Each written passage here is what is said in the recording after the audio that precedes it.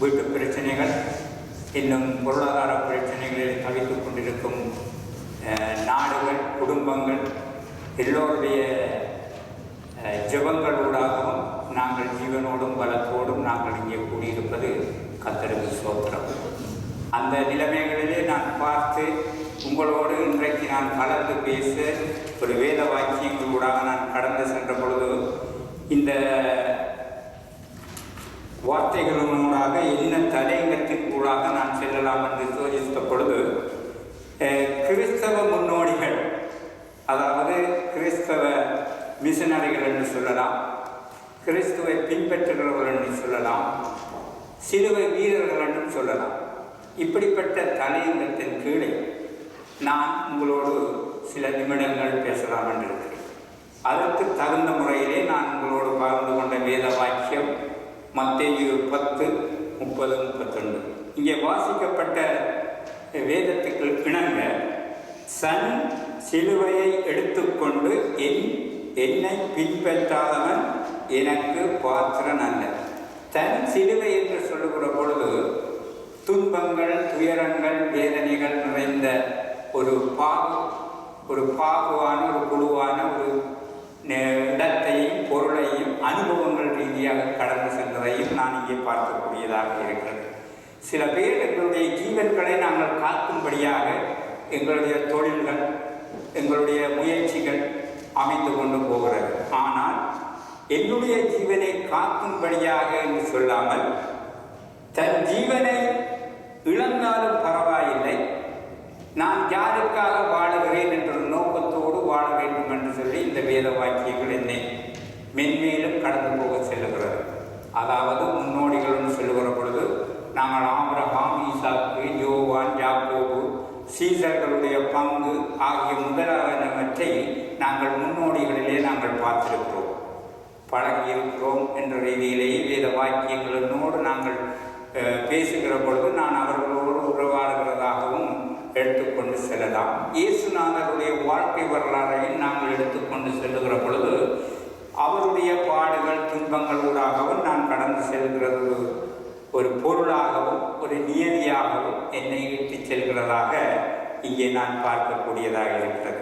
அப்படியாக நான் பார்த்த மாத்திரத்திலே கிறிஸ்துவின் முன்னோடிகள் என்று சொன்ன ஒரு பகுதியிலே நான் ஒரு 2 நபர்களை நான் உங்கள் மத்தியிலே நான் கடந்து செல்ல ஆசிக்கின்றேன். இந்த 2 நபர்களும் தங்களுடைய வாழ்க்கையிலே பட்ட துன்பங்கள், துயரங்களூடாக எவ்விதப்பட்ட ஒரு வேலையை செய்திருக்கிறார்கள் என்று சொல்லி நான் இங்கே அவர்களை நான் ஞாபகப்படுத்த விரும்புகிறேன்.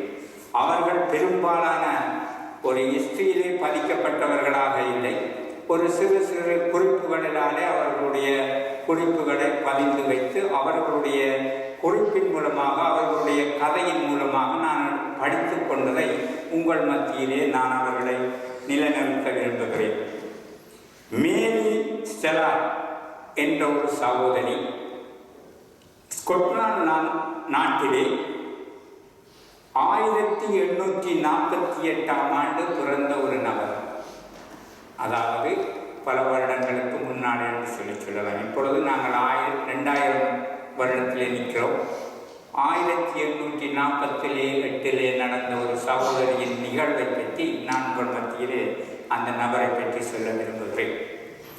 இவர் 2ஆம் தேதி 12ஆம் மாதம் பிறந்த ஒரு பிள்ளை. 1848ஆம் ஆண்டு ஸ்கொட்லாந்து நாட்டிலே ஒரு ஏழ்மை நிலையிலே நடந்த ஒரு குடும்பத்திலே பிறந்த ஒரு கடைசி பிள்ளையாக இருக்கிறார். இவருக்கு 2 சகோதரிகளும் இவரோடு சேர்த்து 2, மொத்தம் 4 பேர் உள்ள குடும்பமாக இந்த குடும்பம் ஸ்கொட்லாந்திலே வாழ்ந்து வருகிறார்கள். இவருடைய தாயார் மிகவும் பக்தி உள்ள வினயத்தோடு வாழ்கிற ஒரு குடும்பமாக குறிக்கப்பட்டிருக்கிறது. அவர் அடிக்கடி வேத வாக்கியங்களோடு தமது பிள்ளைகளை அன்றாட வாழ்க்கையிலே நடத்தி சென்ற ஒரு நபர். அதனூடாக இந்த பிள்ளை தங்களுடைய நாளாந்த காரியத்திலே எங்களுடைய பிள்ளைகளும் வேத வாக்கியங்களை ஆராய்கிறபடி தங்களுடைய வாழ்நாளை கழிக்கும்படியாக பள்ளி பருவங்கள், படிப்புகள். அவருடைய தகப்பனார் ஒரு குடிகாரராக திகழ்கிறார்.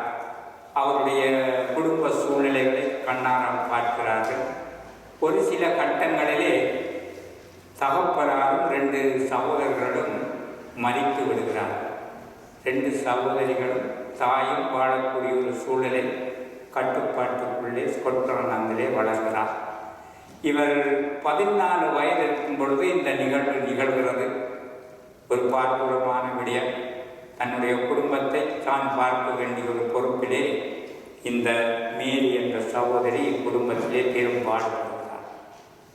அதாவது பள்ளிப்படிப்பு, குடும்ப சூழ்நிலைகள், பொருளாதார சூழ்நிலைகள், இதை எல்லாத்தையும் கடந்து கொண்டு தன்னுடைய வாழ்நாளை கழிக்கும்படியாக சென்று கொண்டு போகிற பொழுது இந்த அம்மையார், இந்த மேரியினுடைய அம்மா அடிக்கடி வேத வாக்கியங்களூடாக எங்களிலும் பார்க்க அன்றாட தேவைகளை பூர்த்தி செய்ய முடியாத ஆப்பிரிக்கா தேசத்தை பற்றி அந்த அம்மையார் இந்த மகளோடு பேசுவதுண்டு, வேத வாக்கியங்களோடு கடந்து செல்வதுண்டு. அப்படியாக இந்த குழந்தை நாள்தோறும் ஒவ்வொரு காரியங்களுக்குள்ளாக ஆப்பிரிக்கா நாட்டை தன் கண் முன்னே நிறுத்தி சகல வேலைகளையும் செய்ய வேண்டும் என்ற ஒரு முயற்சியோடு நாளாந்தம் வளர்கிற பொழுது, சிறு பிள்ளைகளோடு விளையாடுகிற பொழுதும், சிறு பிள்ளைகள் தனத்திலே அவர்கள் செய்கிற ஒரு காரியத்திலே ஒரு செயலை அங்கே செய்கிறார். சின்ன பிள்ளைகளை கூட்டி அந்த ஆப்பிரிக்கா தேசத்திலே எப்படி சின்ன பிள்ளைகளுக்கு வேத பாடங்களை கற்றுக் கொடுக்க போகுமோ அந்த விதத்திலே இந்த பிள்ளையும் ஒரு விளையாட்டை விளையாடுகிற ஒரு நோக்கத்தோடு விளையாடினார். இப்படியே வளர்ந்து வருகிற ஒரு காரியத்திலே 16 வயசிலே பள்ளிப்படிப்பை முடிக்கு தொடர்ந்து அப்படியே செல்கிற பொழுது வேத பாடங்களையும் கற்றுக்கொள்கிறார். இவர் ஆலயங்களுக்கு சென்று வருகிற பொழுது தான் ஒரு மிஷனரியாக போக வேண்டும் என்ற ஒரு கட்டத்துக்குள்ளாக வருகிறார். வருகிற பொழுது தாயாரிடத்திலே சொல்லுகிறார், நான் ஒரு மிஷனரியாக நான் பயிற்றுவிக்கப்பட வேண்டும், மிஷனரியான ஊழியத்தில் நோக்கத்தை செலுத்த வேண்டும் என்று சொல்லி இந்த மேரி செலாஸ் தன்னுடைய வாழ்க்கையிலே முயற்சி எடுக்கிறார். இதற்கு அவருடைய தாயாரும் ஒரு உந்துகோலாக அவருடைய முயற்சியிலே ஈடுபடுகிற பொழுது அங்கே அவருடைய காரியம் கைகூடுகிறது. மிஷனரிக்கு தேவையான வழிகளை அந்த துறைகளிலே அந்த நிறுவனத்திலே தொடர்பு கொண்டு மிஷனரியாக செல்வதற்கான வாய்ப்புகளை உருவாக்கி கொண்டு அந்த படிப்பிலையும் அவர் செல்லுகிறார். செல்லுகிற பொழுது இவருடைய பத்திரங்கள் அங்கே ஏற்றுக்கொள்ளப்படுகிறது. மிஷனரியாக செல்வதற்கான வழியை அந்த துறை நிறுவனம் அதற்கு சார்பாக இவர் இணக்கம் சொல்லி கப்பல் எடுக்கிறார். 1876ஆம் ஆண்டிற்கும் இவர் ஸ்கொட்லாந்து தேசத்திலிருந்து ஆப்பிரிக்கா தேசத்துக்கு ஒரு ஊழிய பணியாக செல்லுகிறார். இந்த ஆப்பிரிக்கா தேசத்தை இந்த அம்மையார் போறதுக்கு முன்னாலே சில பேர்கள் அங்கே ஊழியத்தை மேற்கொண்டிருக்கிறார்கள். அந்த மேற்கொண்ட இடத்திலே சில விபரீதங்களையும் இவர் கேள்விப்பட்டிருக்கிறார். இருந்த போதிலும் ஆப்பிரிக்காவுக்கு போகிற முயற்சியை கைவிடாது அந்த லிவிங்ஸ்டன் என்று சொல்லுகிற ஒரு போதகர் அங்கே வேலை செய்த பொழுது அவர் அங்கே மறித்து விடுகிறார், நோய்வாய்ப்பட்டு. அதையும் இவர் கேள்விப்படுகிறார். இருந்த போதிலும் அங்கே பணியை தொடரும்படியாக இந்த மிஷனரி குழு இந்த அம்மையாரை, இந்த ஒரு இளவயதுள்ள மேரி என்ற ஒரு சகோதரியை அங்கே அனுப்புகிறார்கள். இவர் கப்பலேறி ஆப்பிரிக்கா தேசத்திலே டுயிப் டவுன் என்ற ஒரு கடற்கரையை அடைகிறார்கள். ஆனால் இவர் கப்பலுக்குள்ளாகவே தன்னுடைய போக்குவரத்து பிரியாண அலுவலகத்தை பார்க்கும் பொழுது அங்கே நிறைய குடிபான போத்தல்களை அங்கே அவதானிக்கிறார். இருந்த போதிலும் அதை பொருட்படுத்தாது இவருடைய நோக்கத்துக்காக செல்லுகிற ஒரு காரியத்தை அங்கே ஒரு நோக்கத்தோடு எண்ணி அந்த பிரயாணத்தை மேற்கொண்டு டுப்டி டவுன் கடற்கரையை அடைந்து இந்த ஆப்பிரிக்கா தேசத்திலே இந்த டவுனை ஒரு இருண்ட கண்ட தேசம் என்று சொல்லி அங்கே விவரிக்கிறார். இருண்ட கண்டம் என்று சொல்லுகிற பொழுது அதை எப்படி அவர்கள் விவரிக்கிறார்கள் என்று சொல்லி சொன்னால், மிகவும் மந்திரவாதம் நிறைந்த ஒரு உலகமாகவும் ஒரு அந்நிய ஒரு வழிபாட்டுக்குள்ளாக ஒரு சிக்குண்ட மக்களின் நிலைமைகளை எடுத்து காட்டுகிற ஒரு துன்பங்கள் துயரங்கள் நிறைந்த ஒரு வாழ்க்கையாக கருதப்படுகிறது. அதாவது ஒரு குடும்பத்திலே ஒரு கணவன் மரித்து விட்டால் அந்த குடும்பமே அந்த மரிப்புக்குள்ளான சூழ்நிலையை அடைந்து கொண்டு விடுகிறார்கள். மனைவியை கொலை பண்ணி, பிள்ளைகளை கொலை பண்ணி, அந்த கணவனோடையே புதைக்கிற ஒரு நோக்கமும் இருக்கிற நோக்கமும் கொண்ட ஒரு இடமாக அங்கே திகழ்கிறது. வணக்கங்கள், சிலை வழிபாடுகள், அதாவது மந்திரவாதிகளை ஒரு சொல்லுகிற ஒரு காரியத்தை மக்கள் செய்கிற வண்ணமாகவே இருந்ததாக கருதப்படுகிறது. அப்படிப்பட்ட சூழ்நிலைக்குள்ளாகவே அந்த மக்கள் வாழுகிறார்கள். அதனால்தான் இருண்ட கண்டம் என்று சொல்லி அதுக்கு பேர் கொடுத்திருக்கிறார்கள். இப்படிப்பட்ட சூழ்நிலையிலும் அங்கே ஒரு இருக்கிறது. அதாவது ஒரு குழந்தை பிள்ளை அங்கே இரட்டை பிள்ளையாக பிறந்தால் இது ஏதோ ஒரு தப்பிதமான முறையிலே பிறந்திருக்கிறது என்று சொல்லி அந்த பிள்ளையை ரெண்டாக வெட்டி புலிகளுக்கு அதை இரையாக கொடுத்து விடுகிற ஒரு சூழ்நிலையும் அங்கே இருந்ததாக இந்த அம்மையார் எழுதுகிறார். அப்படிப்பட்ட சூழ்நிலைக்குள்ளாகத்தான் இந்த ஆப்பிரிக்கா தேசத்தில் இந்த டாம் டீக் என்ற ஒரு பகுதி இருந்ததை இந்த அம்மையார் காணுகிறார். இருந்த பொழுதிலும் இந்த சகோதரி அங்கே ஊழியத்தை சிறு பிள்ளைகளோடு ஆரம்பிக்கிறார். சிறு பிள்ளைகளோடு இந்த வேத வாக்கியங்களை அவர்களுக்கு தெரிஞ்ச முறையிலே முதலாவது பாஷையை அவர்கள் கற்றுக்கொண்டு அந்த முறையிலே இந்த மேரி என்ற அம்மையார் அங்கே ஒரு ஊழியத்தை மேற்கொள்கிறார்கள். மேற்கொண்டு மிகவும் சிரமத்தின் மத்தியிலே இவர்களுக்கு அந்த இடையூறுகளை கொடுக்கும்படியாக முதலாவது சின்ன வாலிபர்கள் எழுப்பி இவரை அடிக்கும் வண்ணமாக ஒரு இடத்திலே செயல்படுகிற பொழுது இந்த இளவயது அம்மையார் ஒரு தன்னலமற்ற ஒரு நோக்கத்தோடு இந்த அடிபாடுகான சிக்கிக்கொண்டு தவிக்கிற பொழுது எந்த ஒரு நோக்கமும் இல்லாமல், பயம் இல்லாமல் அதிலே நிலையாக நிற்கிறார்கள். எதிர்த்தாக்குதல் இல்லை, ஓட்டமில்லை, அதுக்கு ஒரு மறுப்பு தெரிவிக்காமல் அந்த இடத்திலே நின்றுகிற ஒரு காட்சியை இந்த இளைஞர்கள் பார்க்கிற பொழுது இவர் எப்படிப்பட்ட நாங்கள் செய்கிற இடையூறுகளுக்கு மறுப்பு தெரிவிக்காமல் சரியாக நிற்கிறார்கள், இது என்ன நோக்கம் என்று சொல்கிற ஒரு தைரியத்தை அவர்கள் பார்த்த பொழுது இந்த சகோதரியின் அந்த தைரியத்தை கண்டு இவர்கள் ஏதோ ஒரு விதத்திலே பயப்படுகிறார்கள். அதன்பட்டு திரும்ப இந்த அம்மையாரோடு உரையாடுகிறார்கள். நீ எப்படி நாங்கள் செய்கிற ஒரு குடும்பத்தனத்துக்கும் நாங்கள் செய்கிற ஒரு அட்டூழியத்துக்கும் ஈடு கொடுக்கும் வண்ணமாக பேசாமல் நிற்கிறார்கள், இது எப்படி உனக்கு உருவாகிறது என்று சொல்லி அவர் கேட்கிற பொழுது அவர் தாழ்மையோடும் சிரிப்போடும் அவர்களிடத்திலே பதில் சொல்லுகிற பொழுது அவர்கள் மறுக்க அவர்களிடத்திலே வந்து தங்கள் செய்த பிழைகளை ஒப்புக்கொண்டு அந்த அம்மையாருடைய சொல்லுகிற ஒரு பேச்சுக்கும் செயலுக்கும் அவர்கள் ஒத்துப்போகிற வழியிலே இந்த சிறுவர்கள் வாலிபர்கள் இணக்கம் காட்டுகிறார்கள். அப்படி இணக்கம் காட்டுகிற பொழுது அந்த ஆப்பிரிக்கா தேசத்திலே, அந்த இருந்த தேசத்திலே அந்த தலைவர்கள் கூட இந்த அம்மையாருடைய பேச்சுக்கும் ஒரு ஒழுக்கப்பாட்டுக்கும் இணங்கி அந்த தலைவர்களே ஈடுபடுகிறார்கள். அப்படி ஈடுபடுகிற பட்சத்திலே ஒரு நிகழ்வை அவர் இங்கே தெரியப்படுத்துகிறார். என்னன்னு சொல்லி சொன்னால், ஒரு இடத்திலே 2 இரட்டை குழந்தைகள் ஒரே பிரசவத்திலே பிறக்கிறார்கள்.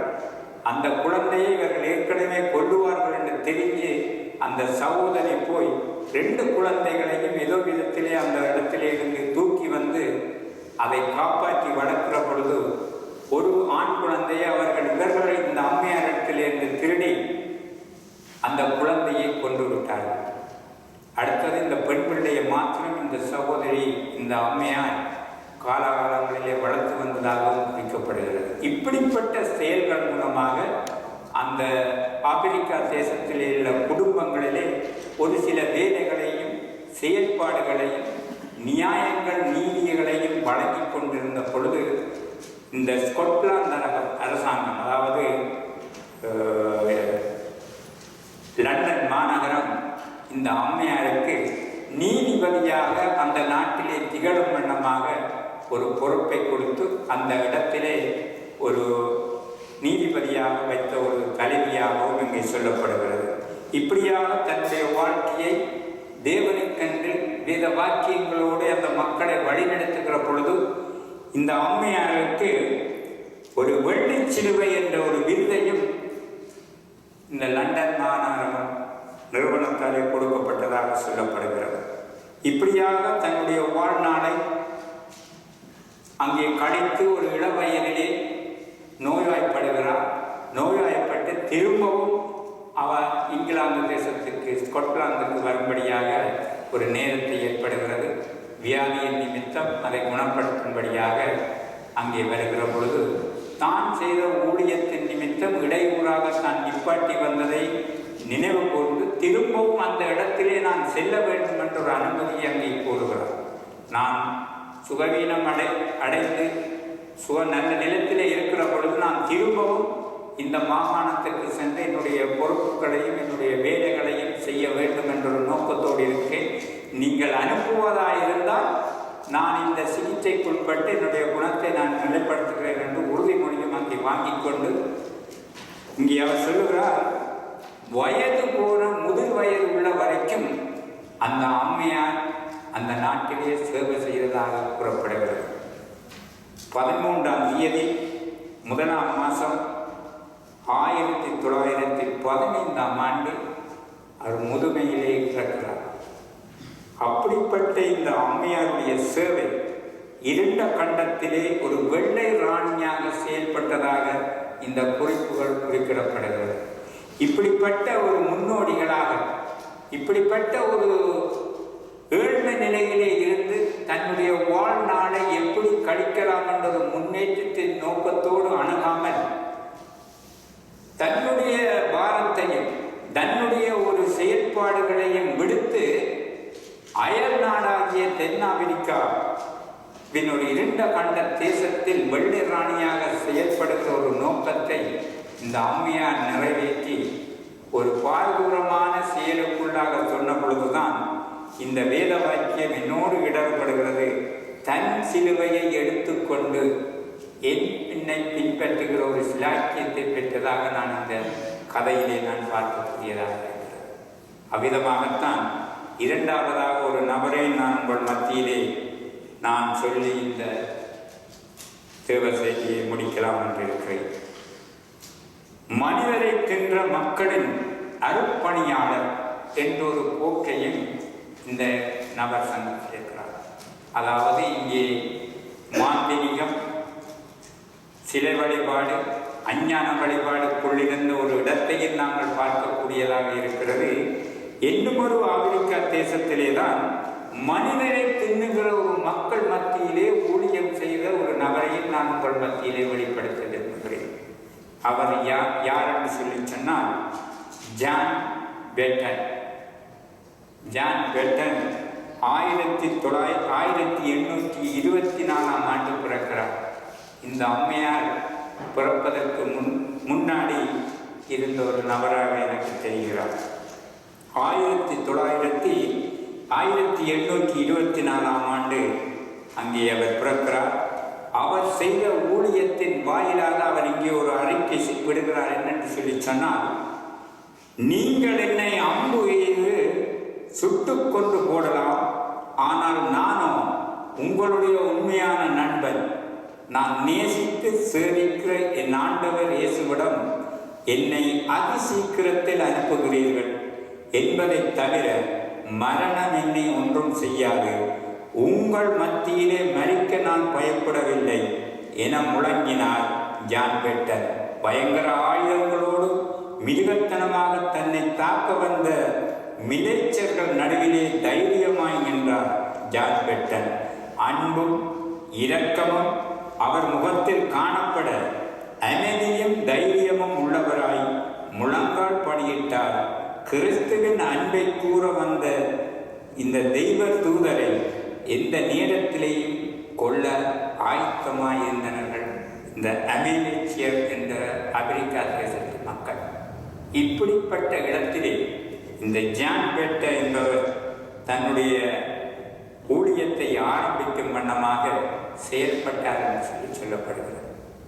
இவருடைய வாழ்நாளை நான் பார்க்கிற பொழுது இவருடைய ஆரம்ப வாழ்க்கை ஒரு குடும்ப வாழ்க்கையிலே ஈடுபட்ட தன்னுடைய தகப்பனாருடைய வாழ்க்கையில் இருந்து தன்னுடைய ஊழியத்தை கற்றுக்கொண்டார் என்று சொல்லப்படுகிறது.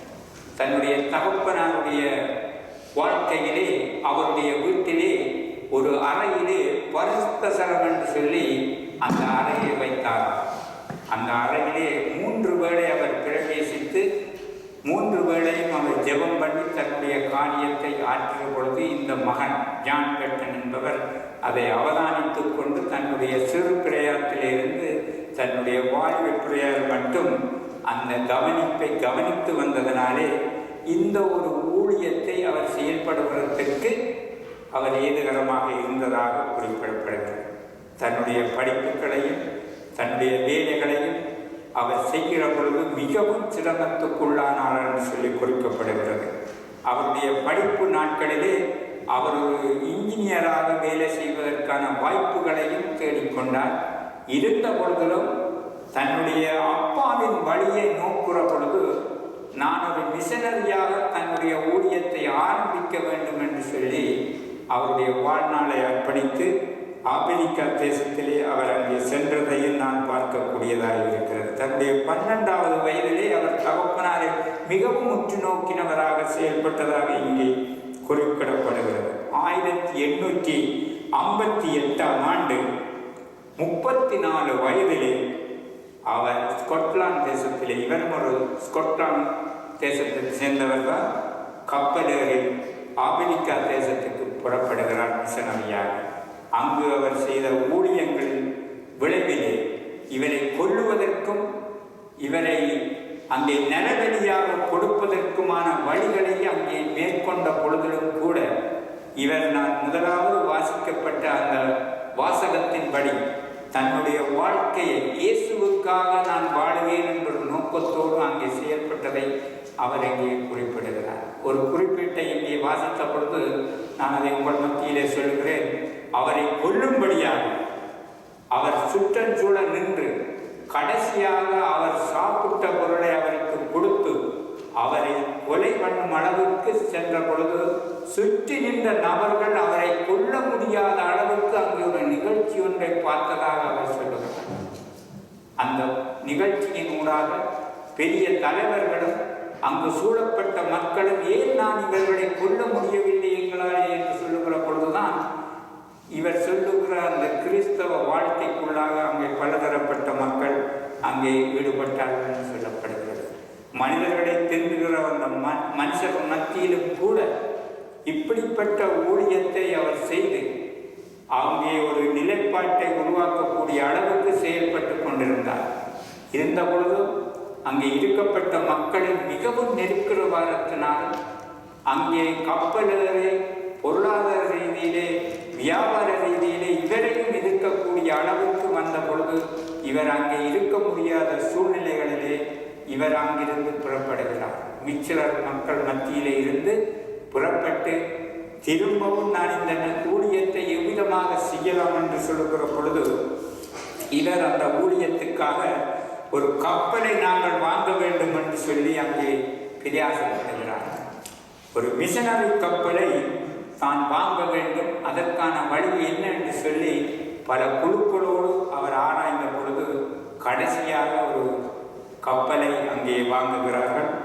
வாங்கி தீவுக்கான ஊழியத்தை ஆரம்பிக்க வேண்டும் என்று சொல்லி பொருளாதார ரீதியிலே இந்த வணிகர்கள் செய்த ஒரு அட்டூழியம் என்னவென்று சொல்லி சொன்னால் போதைப் பொருட்களை, அதாவது குடிபானங்களை இந்த தீவுகளுக்கு அனுப்பி அங்கே உள்ள மக்களை இவர்கள் கெடுக்கிற ஒரு காரியத்திலே ஈடுபட்டதினாலே இவர் ஊழியத்திலே மிக சிரமப்பட்டதாக இங்கே குறிப்பிடுகிறார்.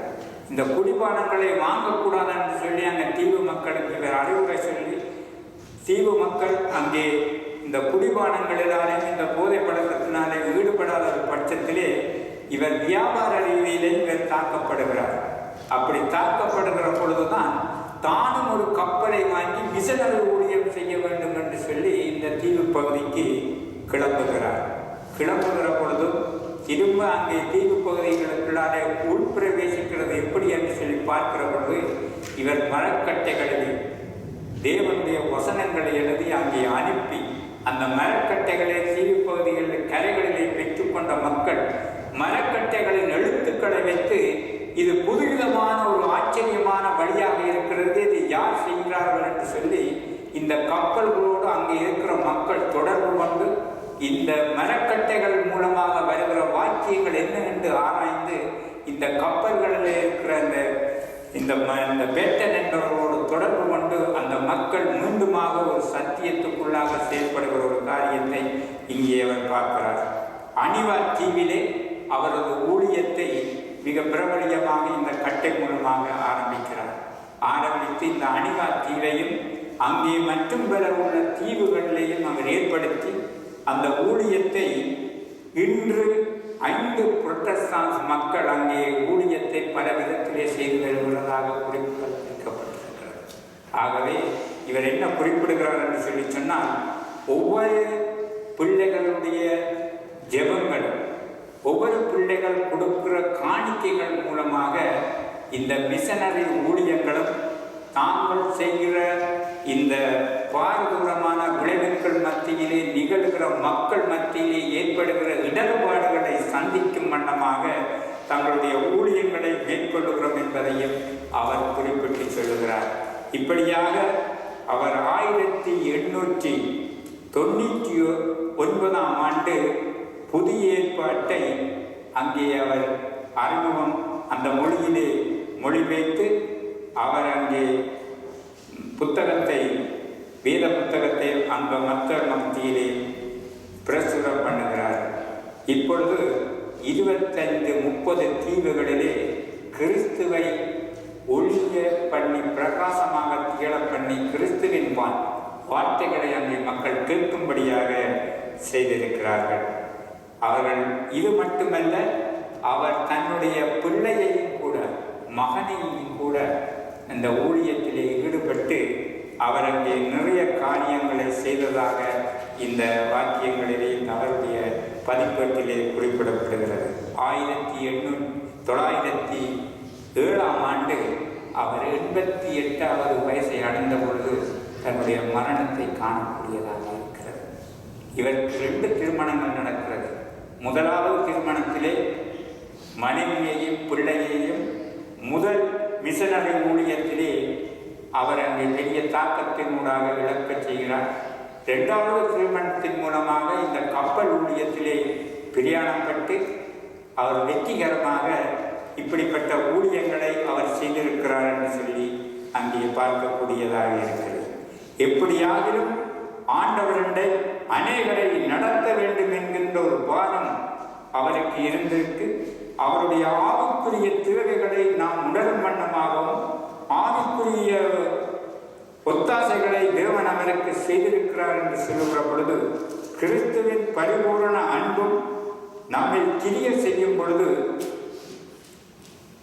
எங்களை அக்கறை உள்ளவராகவும் எந்த பாரதூரமான இடையூறுகள் வந்தாலும் எந்த மார்க்கத்தினுடைய வேலையை இடையூறு செய்யாமல் அதையும் தாண்டி நம்முடைய ஊழியத்தை நிறைவேற்ற வேண்டும் என்ற ஒரு பகுதியை அவர் செய்து முடித்திருக்கிறார்.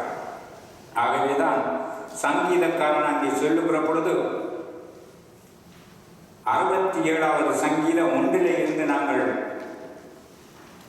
அதை வாசிக்கிற பொழுது இன்று நாங்கள் காலையில் வாசித்த 100வது சங்கீதத்திலே நாங்கள் பார்க்கிறோம், பூமியின் குடிகளே கர்த்தரே கம்பீரமாய் பாடுங்கள் துரியுங்கள் என்று சொல்லுகிற பொழுதும் இங்கே 67வது சங்கீதத்திலே அவர் சொல்லுகிறார், தேவனே பூமியில் உம்முடைய வழியும் எல்லா ஜாதிகளுக்குள்ளும் உம்முடைய இரட்சணியம் விளங்கும்படியாய் தேவரீர் எங்களுக்கு இறங்கி எங்களை ஆசீர்வதித்து உம்முடைய முகத்தை எங்கள் மேல் பிரகாசிக்க பண்ணும் என்ற வேத வாக்கியங்கள் கூடாக இந்த சங்கீதத்தில் நாங்கள் கடைசி வரையும் செல்கிற பொழுது அவர் 7வது வசனத்திலே சொல்லுகிறார், தேவன் எங்களை ஆசீர்வதிப்பார், பூமியின் எல்லை எங்கும் அவருக்கு பயந்திருக்கும் என்று சொல்லுகிற பொழுது இந்த 2 நபர்களும் நான் உங்கள் மத்தியில் வைக்க பொழுது எவ்வளவு துன்பங்கள் எவ்வளவு இடையூறுகள் மத்தியிலும் வேலை செய்திருக்கிறார்கள் என்று சொல்லி நாங்கள் பார்க்கக்கூடியதாக இருக்கிறது. இந்த வேத வாக்கியங்களை அவர்களை வழிநடத்தி இருக்கிறது. தீத்து 2ஆம் அதிகாரம் 11வது வசனத்திலே சொல்லியிருக்கிறார், ஏனெனில் எல்லா மனுஷருக்கும் இரட்சிப்பைக்கு அளிக்கத்தக்கதாக தேவனுடைய கிருபையானது பிரசன்னமாகி ஒவ்வொருவரையும் வழிநடத்தியிருக்கிறது. அப்படியாக தேவ பிள்ளைகள் ஒவ்வொருவரையும் தேவனுடைய ஊழியத்தை ஊழியத்தை செய்யும்படியாக தன்னுடைய சிலுவையை எடுத்துக்கொண்டு தேவனுக்கு செய்கிற ஊழியங்களிலே ஒவ்வொருவரையும் பயன்படுத்தி இருக்கிறார். அவ்விதமாகத்தான் முன்னோடிகளாக பின்னோடிகளாகவும் ஒவ்வொரு கிறிஸ்தவ பிள்ளைகளுடைய வாழ்க்கை இருக்க வேண்டும் என்பதை தேவன் விரும்புகிறார். நீங்கள் ஒவ்வொருவருடைய செய்கிற ஜெபங்களும் உங்களுடைய காணிக்கையையும் இந்த ஊழியத்தை மென்மேலும் பரப்பவும் தேவனுடைய வருகையை சீக்கிரமாக துரிதப்படுத்தவும் இப்பொழுது உலகளாவிய ரீதியிலே கிறிஸ்துவே என்ற ஒரு நோக்கத்தோடு செயல்படுகிற காரியத்தை எல்லா விதத்திலேயும் வழிநடத்துகிற தேவன் உங்களையும் வழிநடத்தி இந்த சிலுவை வீரர்களாக அவர்களை மாத்திரமல்ல எங்களையும் நிலைநிறுத்தின கர்த்தருக்கு ஸ்தோத்திரம் சொல்லி எங்களுடைய வாழ்க்கையை அவருக்கு அர்ப்பணிப்போம்.